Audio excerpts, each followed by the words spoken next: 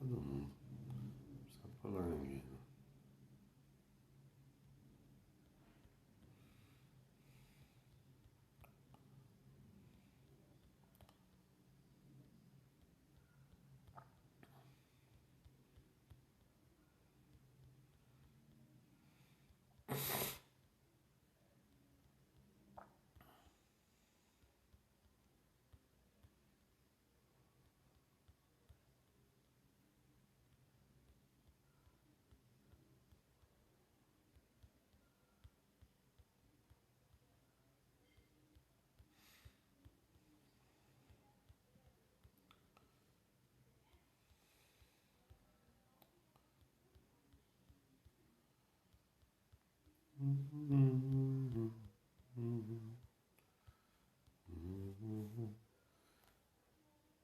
Pai Senhor, pessoal, a gente está chamando algumas pessoas aqui para entrarem, né?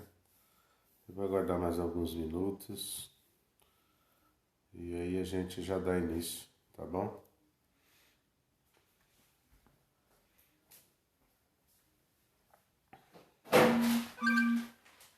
Queria saber de vocês se o áudio, né, ele tá chegando bem aí para todo mundo.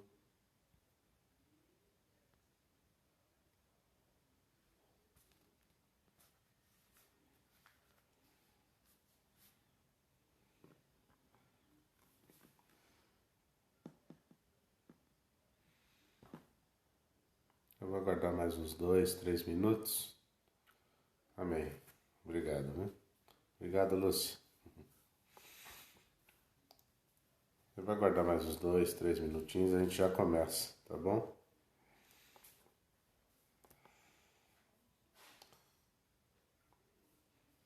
A gente vem falando aí nos últimos dias a respeito de Apocalipse, né, dos últimos dias, arrebatamento da igreja, Anticristo, 70 semanas de Daniel. Quero falar um pouco hoje a respeito dos 144 mil, entender de quem são, né, essas pessoas que vão ser marcadas aí por Deus, amém?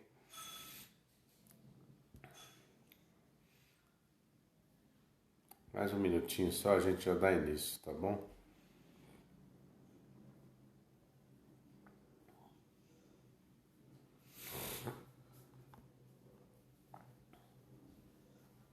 Gostaria de, neste momento, pedir a vocês que, agora nessa primeira oração, como foi na última quarta, né? Nós temos aí um propósito de oração, nós temos orado por muitas pessoas, né? Esses pedidos de orações todos que temos, mas a gente iniciou esse propósito primeiro pela Tati, né? Orando todos os dias e o nosso objetivo é permanecer dentro do propósito de orar nesse horário, às 20 horas, pelo menos até que ela tenha alta do hospital, né? Nós temos isso aí, Deus agindo, Deus cuidando, se manifestando, mas eu peço que você também ore comigo neste momento, amém? Assim como todos os pedidos que estão lá no grupo de intercessão da igreja, né? Alguém que você aí se lembrar, orar pelo nosso país, pelo planeta, né? No meio de tudo isso que nós estamos vivendo, amém? Vamos orar neste momento. Pai, nós te agradecemos, Pai, porque estamos na Tua presença, estamos diante de Ti e queremos pedir realmente que o Senhor estenda, Pai, Teu braço de misericórdia, de amor, de perdão sobre todos nós. Bem sabemos, Pai querido, que o tempo em que nós estamos vivendo é um tempo difícil, é um tempo de muita escassez, um tempo de sofrimento, tempo de muitas mortes acontecendo de maneira muito acentuada e muito sofrimento na sociedade, pessoas passando por muita necessidade. Pai, nós pedimos que o Senhor realmente venha primeiro nos perdoar, porque sabemos que o homem há muito que já vem se desviando do seu propósito, da sua vontade e querendo viver de maneira deliberada.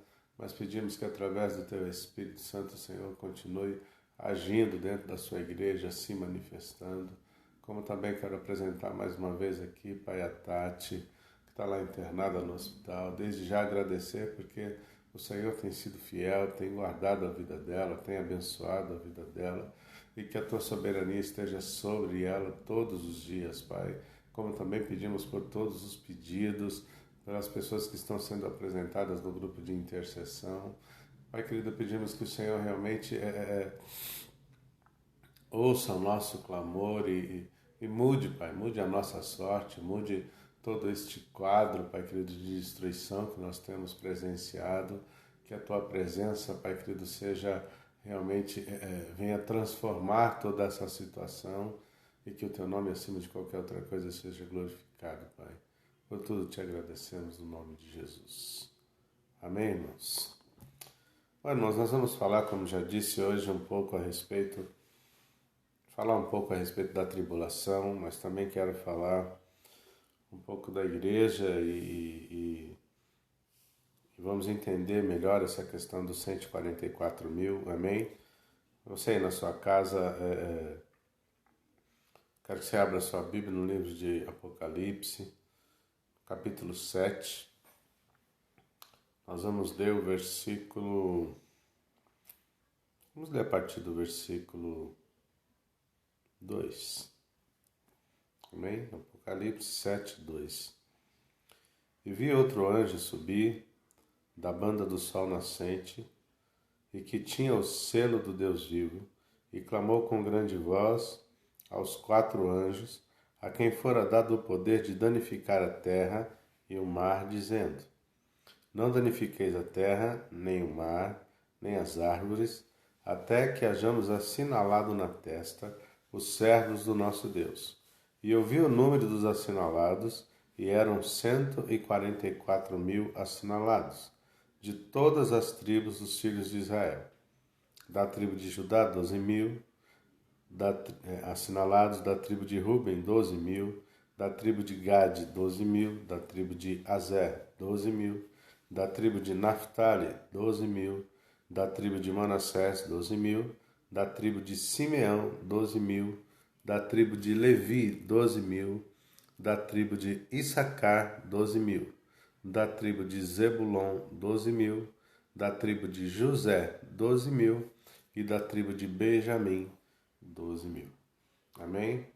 Aqui o texto de Apocalipse deixa bastante claro para nós que esses 144 mil citados, né, no Apocalipse, a Bíblia está falando especificamente e diretamente de homens que serão, de pessoas que serão assinaladas dentro de Israel, né? Você vai observar que, eu quero ler um outro texto com vocês, que também vai falar mais especificamente de quem são esses 12 mil. A gente ouve muito, por exemplo, gente dentro dos testemunhos de Jeová que acreditam que é de lá que sairão os 144 mil. Nós vamos perceber até mesmo dentro, né, de pastores evangélicos querendo de alguma maneira se qualificar para estar entre esses 144 mil. E como a gente vem falando desde o início, precisa ficar bastante claro para nós exatamente quando o texto bíblico ele está falando da igreja e quando a palavra profética ela é direcionada diretamente ao povo de Israel, à nação de Israel. E aqui nesse texto de Apocalipse, quando a Bíblia vai falar dos 144 mil, ela é bastante clara. São 12 mil de cada tribo de Israel que serão separados, que serão assinalados.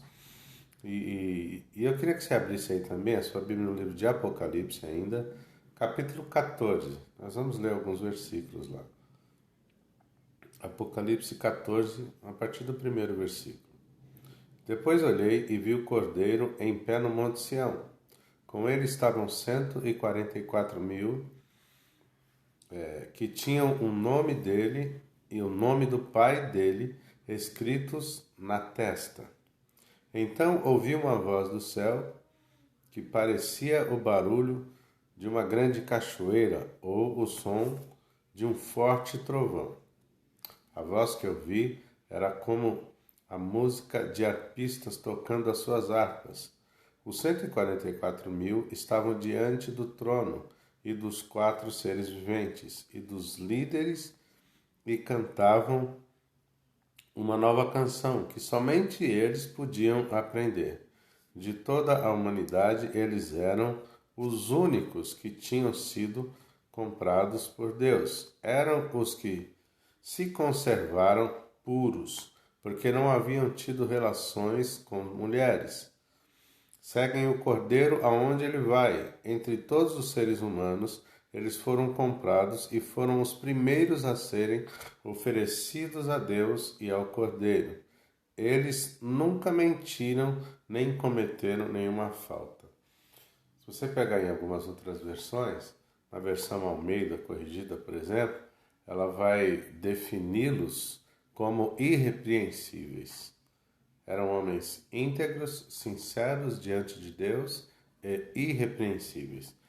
Esse texto que eu li aqui, numa versão um pouco mais atualizada, mais moderna, mas se você pegar lá nas versões corrigida, Almeida, mesmo a atualizada, ele finaliza dizendo que estes homens que foram separados por Deus e, portanto, foram também marcados por Deus, eles eram homens que tinham uma atitude, um comportamento e uma vida muito específica, uma vida muito regrada. Eram homens que realmente abriram mão de tudo e passaram a viver exclusivamente para cumprir um propósito que Deus havia definido para eles viverem. E aí a Bíblia vai dizer que eles eram homens virgens, homens que não tiveram contato com mulher, homens que eram realmente completamente corretos em tudo o que faziam.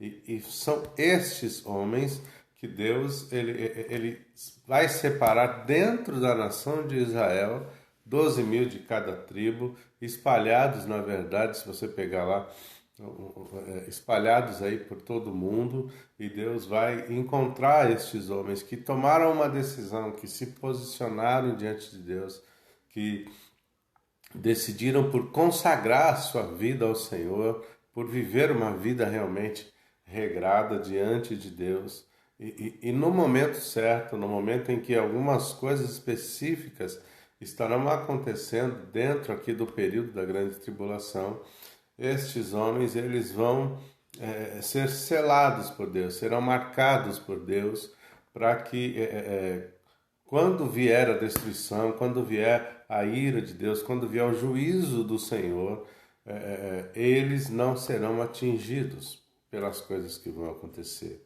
Mas uma coisa que eu quero chamar bastante a atenção de vocês hoje, que nós vamos falar especificamente de algumas coisas que estão declaradas aqui em Apocalipse, que vão acontecer no período terrível da grande tribulação. Tudo isso que está acontecendo e que vai acontecer, se você pegar lá o texto de Daniel, ele vai deixar bastante claro que esta palavra, que toda esta profecia dita lá atrás, ela foi direcionada especificamente para a nação de Israel. Quero até te aconselhar, depois nós não temos tempo para isso aqui, mas quando você estiver aí lendo, fazendo o seu estudo a respeito do assunto, leia lá, por exemplo, em Jeremias capítulo 30, que Jeremias fala também um pouco a respeito deste período, onde Deus ele vem, num primeiro momento ele vem para julgar a nação de Israel, ele vem para corrigir a nação de Israel, então ele vem com juízo sobre a nação, e depois lá no final Deus vai, se você continuar lendo o capítulo 31, você vai perceber que depois Deus muda a sorte da nação de Israel, mas toda esta profecia ela foi direcionada para o povo de Israel como um juízo. Você vai observar dentro da história, se você pegar lá em Apocalipse, quando todas essas coisas vão sendo definidas aqui por Deus com relação à nação de Israel, dizendo assim, olha, caiu a grande Babilônia. E do que a Bíblia está falando aqui nesse texto? Está falando exatamente que Deus ele vai usar, como por exemplo ele usou Nabucodonosor como um instrumento de juízo para a nação de Israel, e depois ele usa o Império Grego, ele usa também o Império Medo-Persa, como ele usa o Império Romano, e por fim vem o Anticristo e ele também é instrumento de Deus para juízo da nação de Israel. Mas assim como aconteceu em toda a história, nós vamos perceber também que todos os reis que Deus usou como juízo para a nação de Israel, depois também Deus vem e julga estas nações. E da mesma maneira como Nabucodonosor foi destruído e abatido, os medo-persas, os gregos, os romanos, da mesma forma Deus vem e ele vai julgar também o anticristo, e ele também será abatido, será destruído por Jesus Cristo no final da grande tribulação. Mas uma coisa que nós precisamos entender definitivamente é que essa profecia ela é direcionada para um povo específico, o povo de Israel. E se você for olhar hoje, por exemplo, nos nossos dias, você vai perceber que Israel, assim como em toda a sua história, nós vamos observar isso, Israel, neste momento da história, é um povo que está distante de Deus. É um povo que há muito está desviado dos propósitos do Senhor, que tem um comportamento que muito distante de uma nação que realmente adora o Senhor, glorifica o Senhor, que vive uma vida realmente sincera diante dele. Então tudo isso, evidentemente que assim como em toda a história, você vai perceber que mesmo quando Deus vinha julgando a nação de Israel, outros povos eram atingidos. Falando, por exemplo, lá no momento em que Daniel recebe a revelação de tudo isso que nós estamos estudando, Deus está sim julgando a nação de Israel, mas o Império Babilônico ele não se estendia a dominar somente o povo de Israel. Os babilônicos na sua época eles dominavam todo aquele o mundo existente naquele período. Eles tinham domínio praticamente quase que total de tudo que existia naquela época. Então você vai perceber que Deus, mesmo quando ele vem, porque o pecado ele não é exclusividade do povo, da nação de Israel. Pelo contrário, hoje o homem ele vive uma vida completamente distante dos propósitos de Deus, da vontade do Senhor, e portanto olha para os nossos dias, olha para o que está acontecendo, olha para tudo o que faz parte do nosso dia a dia, o pecado como ele está, a violência. Eu estava ouvindo um jornal essa semana e eles estavam falando, por exemplo, a respeito das famílias que estão sendo todas desmanteladas durante esse período de pandemia, e cresceu muito a violência doméstica, cresceu muito, aumentou em 300%, por exemplo, a taxa de divórcios dentro do Brasil, né? Não só, está falando especificamente só do Brasil, imagine para fora. Por quê? Porque infelizmente hoje nós vivemos um tempo onde o amor ele quase que é inexistente no meio da sociedade. E as pessoas não conseguem mais conviver, não conseguem mais estar dentro do mesmo lugar, vivendo dentro de uma mesma casa, né? Mas trazendo aqui de volta para a questão dos 144 mil, nós vamos deixar bastante claro uma coisa. Estes homens que são separados, eles são judeus. 12 mil separados de cada tribo de Israel, homens com uma vida muito específica, homens consagrados ao Senhor, que entregaram a sua vida a Deus e que vão viver uma realidade que é completamente fora da curva. Homens, por exemplo, virgens que não tiveram contato com a mulher, homens irrepreensíveis. O texto deixa bastante claro para nós: homens considerados por Cristo irrepreensíveis. Serão selados, serão marcados por Deus e não pelo anticristo. E eles não vão negar a fé. E eles não vão se prostrar, eles não vão se dobrar ao domínio, ao império do anticristo. Ao contrário disso, eles vão ser perseguidos, mas eles vão permanecer firmes. E eu acho interessante esse dado aqui que a Bíblia nos dá aqui em Apocalipse 7, que mesmo quando vier a assolação, mesmo quando vier a destruição, mesmo quando a lavoura for atingida, quando tudo for atingido, aquilo que pertence a estas pessoas que vão realmente se entregar diante do Senhor, Deus vai conservar e não permitirá que estas coisas sejam tocadas. Aquilo que pertence a eles. Então, eu espero ter ficado claro para vocês quem são os 144 mil.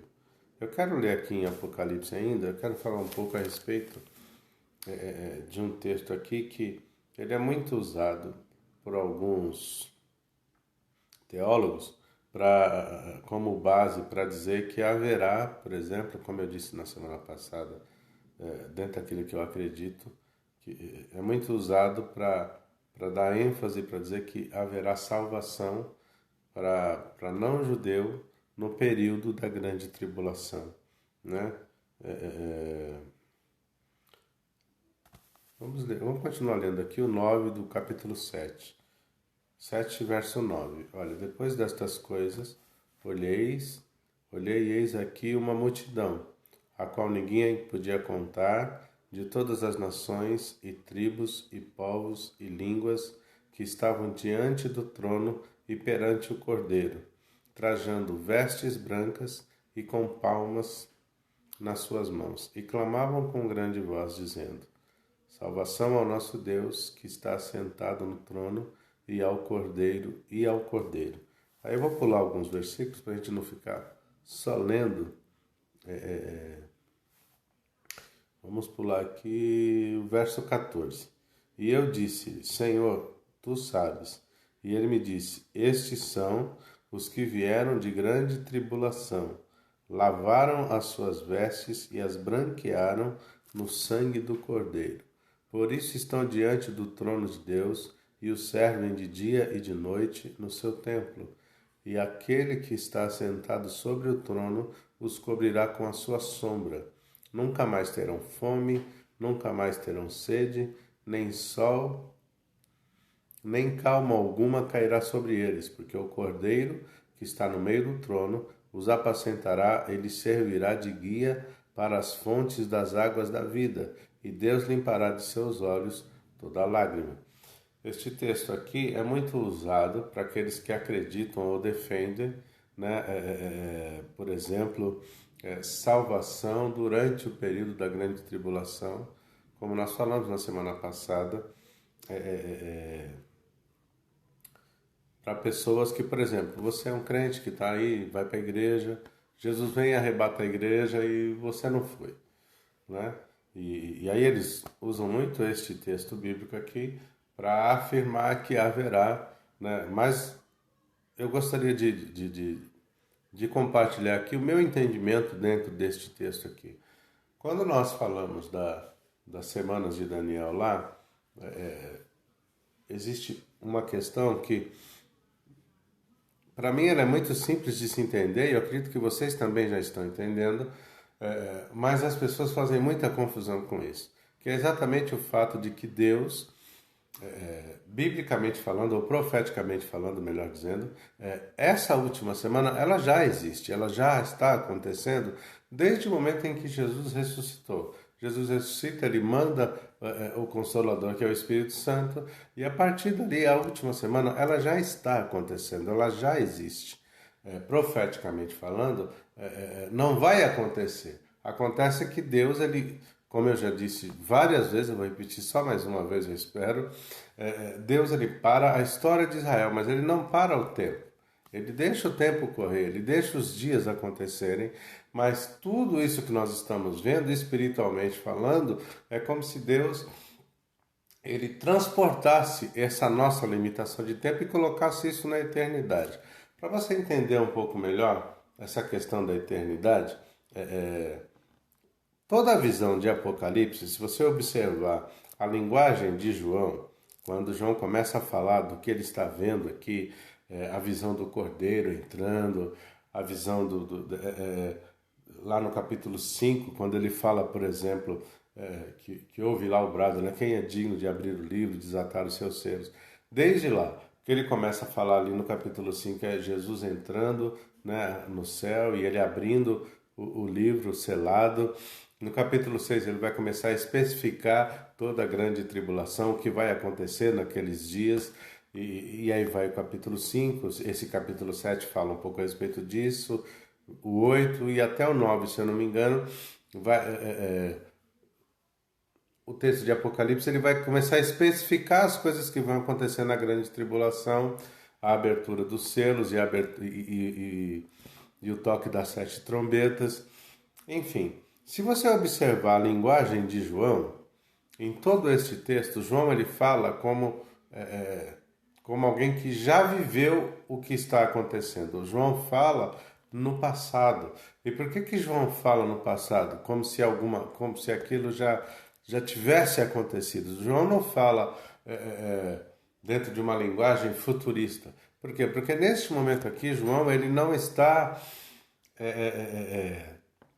dentro da sua limitação natural de tempo. João aqui ele está vivendo dentro do tempo de Deus, dentro da eternidade do Senhor.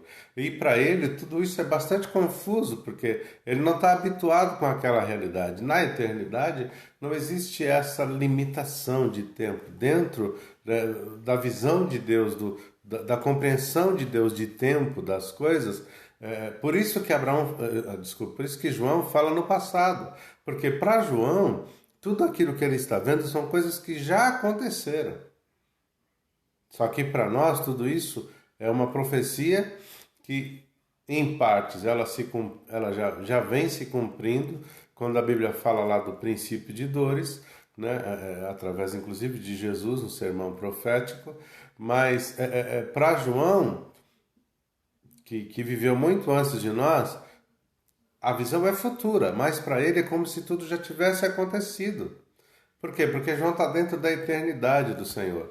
E aí eu gostaria que nós compreendêssemos definitivamente isso, porque quando a Bíblia fala que esses são os que vêm de grande tribulação, está falando exatamente de todo este período. E por que de grande tribulação? Porque profeticamente falando, essa última semana profética de Daniel, ela já existe.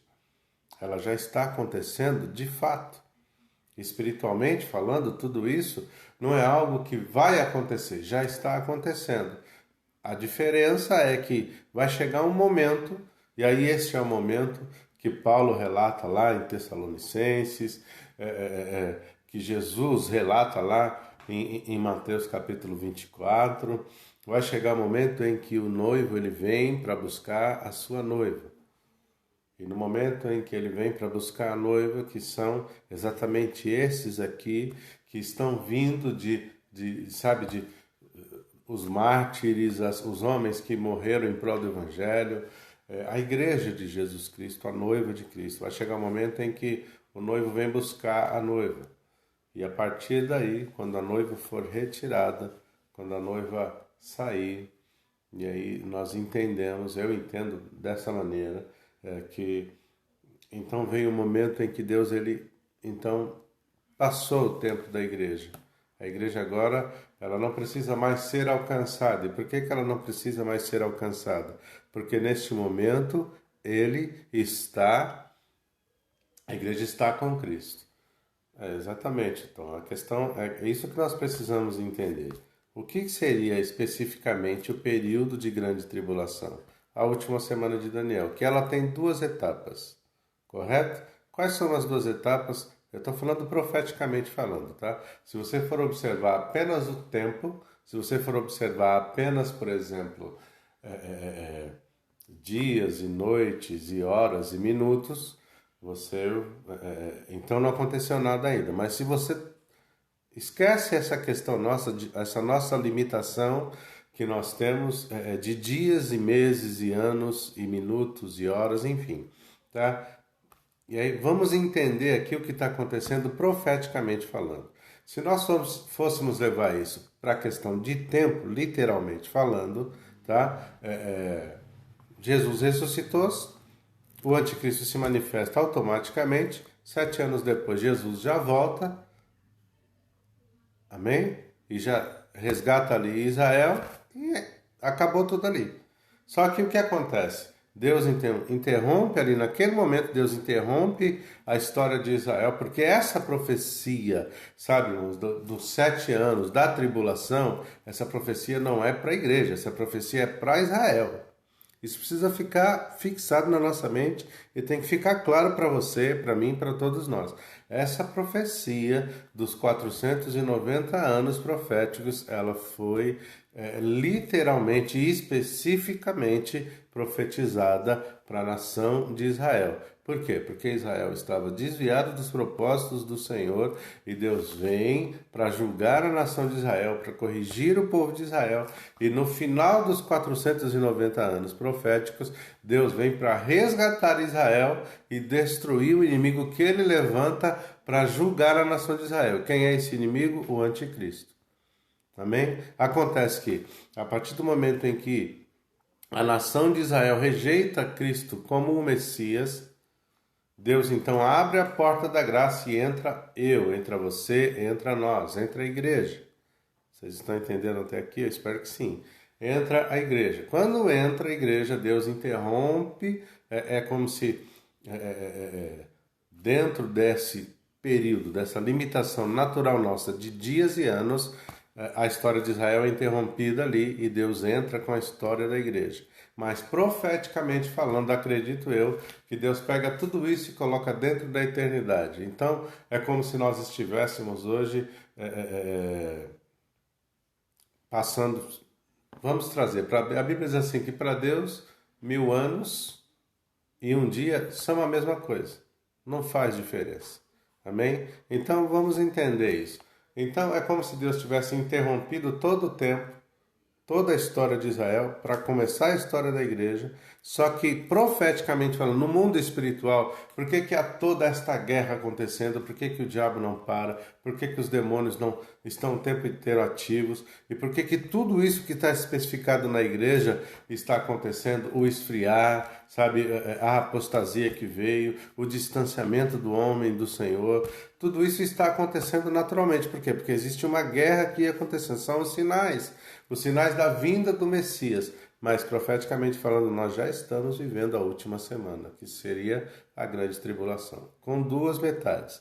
Na primeira metade, tudo o que nós estamos vendo, e é o que nós estamos vivendo desde a ressurreição de Jesus até agora, na primeira metade a Bíblia fala sobre princípio, sabe? Vem o princípio de dores que vai manifestar a volta do Cordeiro para buscar a noiva, mas passando este período de princípio de dores, aí a igreja é retirada, se manifesta o anticristo, e aí a semana ela dá continuidade, mas aí ela sai. Aí é como se Deus interrompe aqui essa porta da graça para alcançar a igreja, e agora Deus vai tratar só com Israel. Vocês entenderam? Conseguiu entender ou ficou mais complicado? Se manifestem aí, por favor. Vocês estão entendendo? A questão é exatamente essa. Dentro da semana profética de Daniel, nós já estamos vivendo a última semana. Espiritualmente falando, profeticamente falando, nós estamos vivendo a última semana, que é caracterizada na Bíblia como a grande tribulação. Quando tudo isso, o mal vai ser estabelecido e aí vem a grande destruição proposta ou profetizada, melhor dizendo, por Deus na última semana, que é exatamente na segunda metade dela. Aí você vai encontrar textos lá que falam exatamente desse segundo período. Alguns acreditam que o anticristo, por exemplo, só se manifestará nessa segunda metade, mas alguns textos, como por exemplo o texto de Daniel, que foi quem profetizou tudo isso que nós estamos estudando, Daniel afirma que não, o anticristo ele vai dominar por um período de 7 anos. Só que Paulo, quando ele recebe ele entende toda essa profecia, Paulo então compreende o quê? que sim, o anticristo se manifestará, o iníquo virá e ele dominará por esse período de 7 anos, mas antes que ele assuma o controle, antes que ele comece a dominar, o Espírito Santo é retirado, ou seja, a igreja vai junto. Amém? Porque o Espírito ele foi enviado, como eu já disse na semana passada, especificamente para alcançar a igreja. Ele veio para nós, veio para aqueles que receberam Cristo como Senhor da sua vida. O Espírito Santo veio para a igreja. E a partir do momento em que a noiva ela vai se encontrar com o noivo, com Cristo, automaticamente o Espírito Santo também sai. Amém? E aí a Bíblia fala exatamente.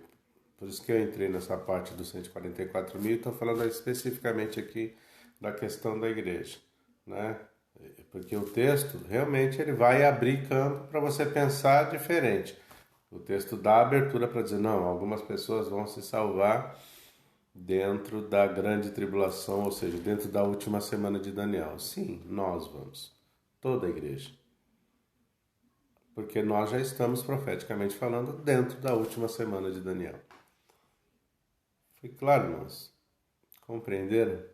Eu espero que essa é a minha compreensão dentro do texto. Se você for estudar o assunto, você vai ouvir N teorias ou N compreensões teológicas dentro do mesmo assunto, dentro do mesmo texto. Mas é assim que eu entendo, dentro de todos os sinais que a gente vê, dentro de muitos textos bíblicos, que deixam bastante claro essa questão da igreja. Eu quero chamar a atenção de vocês nesta noite. A gente tem falado de maneira um pouco mais didática hoje, mas eu quero chamar a atenção nossa, de todos nós nesta noite, para algo muito sério. Olha para os nossos dias, irmãos. Olha para o tempo em que nós estamos vivendo. Olha para tudo que está acontecendo à sua volta, a maneira como as coisas estão evoluindo e crescendo. Tudo deixa bastante claro todo o cenário que nós estamos vivendo. E aí eu vou incluir nesse cenário também o que nós estamos vivendo com relação à pandemia que está acontecendo no mundo hoje. Olha para todo esse cenário. Você vai perceber que tudo está sendo organizado e preparado para que... Deu uma sumida aqui, vocês continuam me ouvindo? Tá tudo bem aí? Está tudo sendo preparado para que o anticristo se manifeste. Está tudo sendo preparado, todo o cenário está sendo preparado para que ele se manifeste. Se você pegar lá no livro de Apocalipse, no capítulo 13, a Bíblia vai dizer que ele começa como uma ponta pequena. Ele vai aparecer no cenário mundial, sabe, de maneira talvez no seu início um pouco discreta, mas a Bíblia diz que ele vai ser levantado para vencer. Se você pegar lá, por exemplo, no Apocalipse 6, fala do primeiro cavaleiro que fala lá que se levanta para vencer. E eu entendo que ali a Bíblia está falando especificamente da pessoa do anticristo. Depois vai falar do outro cavaleiro que tem lá na sua coxa escrita, este é Jesus Cristo. Amém? Mas aqui nesse primeiro momento, no capítulo 6 de Apocalipse, eu entendo que ali está falando especificamente da pessoa do anticristo. Ele se levanta de maneira discreta, mas depois ele vai vencer. Depois ele vai prevalecer. E olha o que nós estamos vivendo nesses dias. Olha tudo, olha como está o mundo, como as coisas estão sendo preparadas, olha como o ser humano vem se comportando, olha toda essa ansiedade por liberdade, mas liberdade de maneira desenfreada que a sociedade quer viver hoje. As pessoas não querem ter limites. O nosso país está vivendo um tempo agora, como por exemplo nós tivemos aí um ex-presidente que ele foi não só julgado, como condenado em primeira e segunda instância, e de repente agora todo o processo contra ele foi anulado, e o juiz que o julgou foi condenado, porque agora definiram que ele foi parcial durante o julgamento. Enfim, está tudo torto, está tudo... fica cada dia mais claro que existe algo que vem sendo estabelecido sobre a sociedade dos dias em que nós estamos vivendo, onde o certo está errado e o errado é que está certo.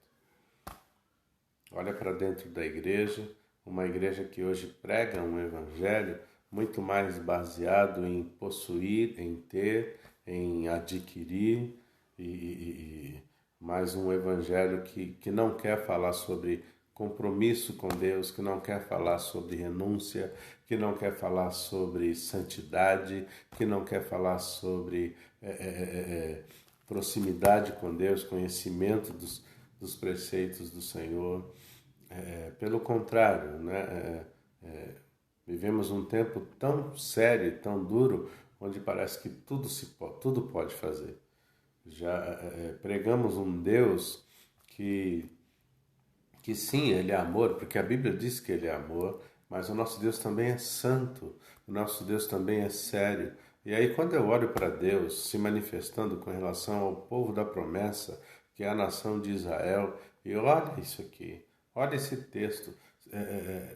Evidentemente que nós não vamos pegar esse período aqui para ficar lendo, mas leia na sua casa o capítulo 6 de Apocalipse, o capítulo 7 de Apocalipse, o 8, vai até o 9 e observe lá o que está já pré-determinado, o que está preparado para acontecer neste período da última semana de Daniel, na grande tribulação, tudo o que está lá por Deus já definido para acontecer. É um Deus, irmãos, que quando olha para o homem, quando olha para a sociedade, quando olha para a humanidade, ele já não aguenta mais esse pecado.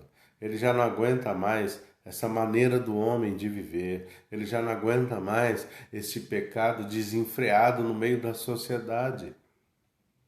E vai chegar um tempo que sim, Deus vem com juízo.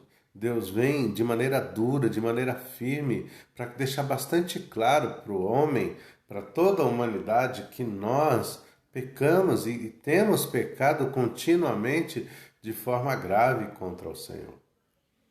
Então eu quero chamar a tua atenção para você se aproximar de Deus, para você ir para os pés do Senhor.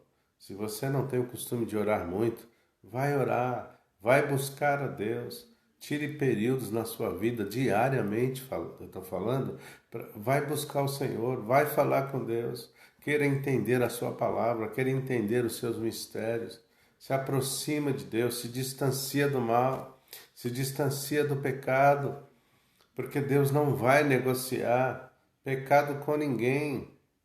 E tudo isso que nós estamos vendo todos os dias, e infelizmente hoje, dentro também da igreja acontecendo tanta coisa. Deus, ele simplesmente não vai olhar para tudo isso e fazer de conta que está tudo bem. Existem alguns que dizem, não, mas quem é filho nunca deixa de ser filho, mas essa é a questão. Você é filho, tem conduzido os teus filhos, a tua casa, todo mundo para entender o que é ser filho de Deus. Renunciando, irmãos, esse mundo do jeito que está, ele está longe dos preceitos da vontade do Senhor, muito longe. Está tudo torto, está tudo fora de lugar. E nós precisamos, enquanto igreja, nos levantarmos. Existe um texto dentro da Bíblia que me chama muito a atenção e me preocupa nos dias em que nós vivemos. No momento em que Salomão ele termina de construir o templo do Senhor. A Bíblia diz que o templo ele foi construído, foi consagrado a Deus, e eles oram naquele momento, e a Bíblia diz que a Shekinah desceu sobre o templo, a nuvem de glória do Senhor desceu sobre aquele lugar, e naquele momento Deus libera uma palavra para toda a nação de Israel e para o rei de Israel e para os sacerdotes que estavam lá. E a palavra que Deus libera, olha, quando vocês pecarem, quando vocês prevaricarem contra mim, quando vocês errarem, quando o pecado chegar dentro de Israel, E aí ali Deus está falando especificamente do templo ali que tinha acabado de ser construído. Então, vocês vão vir para este lugar, para o templo do Senhor. E se o meu povo, que se chama pelo meu nome, se humilhar e orar e buscar a minha face, eu virei e sararei a sua terra. Hoje, irmãos, nós, a igreja do Senhor, é o templo. Nós somos a casa onde Deus mora. Nós somos o lugar onde Deus habita. E nós estamos vivendo um tempo muito difícil, que vai muito além de uma crise sanitária, de uma crise de saúde. Ele já atingiu todos os âmbitos da sociedade. Ele já atingiu a nossa vida de maneira muito dura, muito séria. A vida de todos. Mas nós somos a igreja do Senhor. Hoje nós somos o templo onde Deus quer habitar. O lugar onde Deus está. E a Bíblia diz que se nós, o povo que se chama pelo nome do Senhor, se humilhar e orar e buscar a face do Senhor, e principalmente se arrepender do seu mau caminho, então nós vamos clamar. Deus vai ouvir a oração da sua igreja. Ele vem e sara a nossa terra. Se nós queremos ver as mudanças acontecendo, se nós queremos ver o milagre acontecendo, a solução não está no governo, a solução não está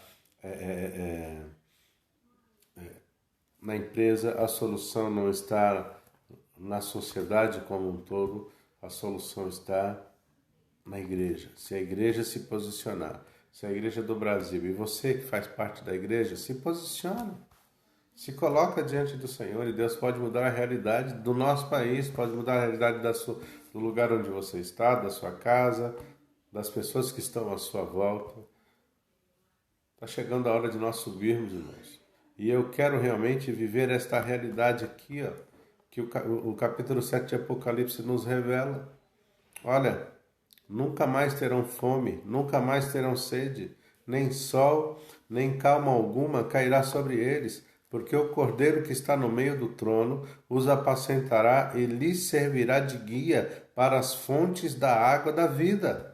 E Deus limpará dos seus olhos toda lágrima. Irmãos, eu quero viver esta realidade. Eu espero que você queira viver esta verdade, esta realidade. Chegou o momento da igreja subir. Chegou o momento de nós desejarmos todos os dias o céu, estar na presença do Senhor, estar com o Cordeiro, fazer parte, sabe, deste momento extraordinário da humanidade. Precisamos, irmãos, mudar o nosso foco, colocar o nosso foco em Cristo, colocar o nosso foco nas verdades do Evangelho e sermos instrumentos de Deus para trazer cura, para trazer libertação, para trazer restauração. Todos nós precisamos de sustento, precisamos de trabalho, precisamos do dinheiro, precisamos de uma casa para morar. Enfim, nós temos as nossas necessidades. Mas, irmãos, antes de qualquer uma destas coisas, nós precisamos de Deus. E nós somos homens e mulheres de Deus. E somos, particularmente falando, fomos feitos por Ele, reis e sacerdotes. Ou seja, Deus colocou sobre a igreja uma autoridade que, se ela entendesse o seu lugar e se posicionasse diante do Senhor, então nós oraríamos. E Deus mudaria tudo isso.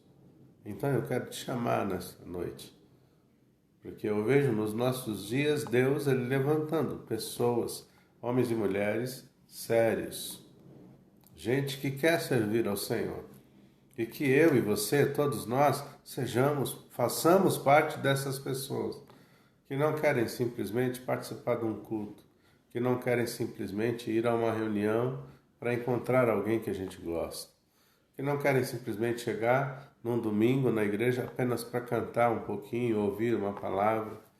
Não, mas que querem de verdade viver esta realidade. Que querem, quando dobrar o joelho, saber que naquele momento Deus está me ouvindo, Deus está te ouvindo, Deus está nos ouvindo. E a resposta virá. A solução virá. A saída virá. O nosso país está mergulhado num caos absoluto. Nós estamos agora vivendo dias nesta semana onde muita gente já morreu. Nós estamos vivendo um tempo onde no mundo inteiro pessoas, muitas famílias estão sendo vivendo o luto de ter perdido pessoas que amam. E eu quero te chamar nesta noite em nome de Jesus, para ser um desses guerreiros, destas guerreiras, que vão colocar o joelho diante do Senhor e que vão clamar a Deus e que vão apresentar diante do Senhor uma atitude sincera de arrependimento, para que Deus ouça o nosso clamor, para que Ele ouça a nossa oração e Ele venha sarar a nossa terra. Porque a nossa terra, o Brasil principalmente, precisa de cura. O nosso país está mergulhado num caos terrível. Nós estamos vivendo um tempo de uma pandemia absurda. Muita gente morrendo. Pessoas passando fome. Quem não morre doente, morre de fome. Quem não morre de fome se suicida. Famílias sendo destruídas. Mulheres apanhando do marido todos os dias. Crianças sendo abusadas pelos pais. Este é o quadro que nós estamos vivendo. Deus olha para tudo isso, irmãos, e como você imagina que Deus enxerga todo este caos? E eu estou falando do nosso país, e o mundo inteiro como não está. Só que nós somos igreja de Cristo. Nós vamos, em nome de Jesus, viver esta grande realidade de encontrar com o noivo nas nuvens e de estar com Ele por toda a eternidade, e nós seremos protegidos por Ele. E toda esta lágrima que hoje faz parte do nosso dia a dia, será enxugada pelo nosso Cristo. Eu tenho certeza que nós vamos viver isto no nome de Jesus. Só que nós ainda não subimos. Nós ainda estamos aqui. E não nos foi dado apenas o privilégio de sermos igreja de Cristo, de sermos a noiva do Cordeiro, mas também a responsabilidade e o privilégio de sofrer pelo Evangelho. De levar nas nossas vidas as marcas de Cristo. Foi nos dado também a responsabilidade. Porque nós, o povo que se chama pelo nome do Senhor, se eu e você nos colocarmos como igreja de fato, arrependido do pecado, arrependido daquilo que fez de errado, se colocando diante do Senhor para mudar de postura, mudar de atitude, mudar de vida, aí você pode orar. Deus vai ouvir tua oração e Deus vem e sara a sua terra. Deus vai sarar quem precisa ser sarado. E o nosso país precisa de cura. O nosso mundo, o nosso planeta precisa ser curado. Então, no nome de Jesus, eu quero te chamar nesta noite. Sair um pouco, até da questão escatológica, porque eu entendo que nesses dias a igreja ela tem uma responsabilidade diante do Senhor e nas regiões celestiais. A igreja pode mudar tudo isso. A igreja pode mexer, mover o coração de Deus, fazer Deus se manifestar e Ele cessar esta praga. A igreja tem artifícios, a igreja ela recebeu de Deus condições para isso, mas para isso nós precisamos nos comportar como povo de Deus. Como um povo arrependido, mas como um povo que também tem compromisso diante do Senhor, de ver as coisas sendo transformadas. Então eu quero te chamar nesta noite. Tira um período do seu dia. Tira um momento do seu dia para orar, para clamar. Não clamar só pelos teus amigos. Não clamar só pelas pessoas que fazem parte do seu dia a dia. Ou por alguém que foi apresentado num pedido de oração. Irmãos, o caos está estabelecido na sociedade e no mundo em que nós estamos vivendo. Isso está acontecendo agora. Mas nós podemos e temos um Deus Todo-Poderoso que muda qualquer coisa. Por isso eu estou te chamando nesta noite. Para nós, no nome de Jesus, nos colocarmos diante dEle. Crendo no Senhor. Crendo na providência que vem dEle. Deus pode sarar a nossa terra. Deus pode sarar a nossa terra. E levantar a igreja de uma maneira tremenda. Não se engane, meu irmão, nós estamos partindo para viver, talvez num espaço curto de tempo, também uma perseguição contra a igreja no Brasil. A perseguição que a gente sabe acontece fora do país. Tem muita gente morrendo nos nossos dias por causa do Evangelho. Talvez não aqui, mas em outros lugares sim. E se a igreja se posicionar como ela tem que ser para ir contra tudo isso que a gente sabe que está fora dos princípios de Deus e que Deus abomina, nós não vamos ter dias fáceis aqui, mas vai valer a pena. Amém? Então eu quero te chamar mais uma vez. Vamos orar. Deus pode sarar a nossa nação, mas depende principalmente do posicionamento da igreja. Eu acredito na palavra do Senhor e quando a Bíblia diz que o povo de Deus clamando, Deus ouve e sara a sua terra, então eu acredito que Deus pode sarar. Amém? Irmãos, eu vou parar por aqui hoje. Esta é a mensagem que o Senhor me deu. Eu queria esclarecer esses 2 pontos. E eu queria pedir, inclusive, para vocês, qualquer coisa que vocês queiram que eu aborde aqui a respeito deste assunto escatológico que nós estamos tratando, eu gostaria que vocês me mandassem as dúvidas. Não, pastor, eu quero... me fala sobre isso daqui, fala lá no estudo. Enfim, aí a gente vai estar trazendo, esclarecendo as dúvidas. E aí eu tenho certeza que nós vamos todos ser edificados. Amém? Deus abençoe muito vocês, que dê aí um resto de semana abençoado. Né? Nós não sabemos ainda quais serão os desdobramentos dos próximos dias, mas eu acredito que Deus pode mudar tudo isso, e se nós nos colocarmos diante do Senhor, Ele pode se apressar em tudo isso. Amém? Mas não deixa não, por favor. Se não quiser pôr no grupo da igreja, manda para mim lá no WhatsApp, no particular, e aí a gente vai estar trazendo o assunto aqui e nós vamos ser abençoados para a glória do Senhor. Amém? Vamos orar. Senhor, no nome de Jesus, Pai, te louvamos por esta noite, te agradecemos pelo momento de estarmos na Tua presença. Pai eterno, nós pedimos no nome de Jesus que o Senhor realmente nos levante como homens e mulheres, como guerreiros, como guerreiras diante de Ti, Pai. Nós não nos conformamos com o que está acontecendo, nosso coração anda angustiado em ver a destruição, Pai querido, estabelecida sobre o nosso país, sobre o mundo, sobre tudo, e nós não podemos simplesmente olhar para tudo isso e achar normal, porque não é normal. Então eu acredito, Pai, que o Senhor pode e já está levantando nesses dias homens e mulheres, pessoas sérias diante de Ti, para se posicionar, ser instrumento do Senhor, e que o Senhor nos levante para a glória do Teu nome e para que vidas sejam salvas, Pai eterno, para que a nossa terra ela seja de fato sarada, Pai. Por tudo nós Te louvamos no nome de Jesus. Amém, irmãos? Deus abençoe vocês, aguardo vocês aí. Não sei se por aqui, se pela igreja. Seria muito bom que fosse já o culto presencial lá na igreja. Mas enfim, até a próxima aí. Deus abençoe a todos. Amém?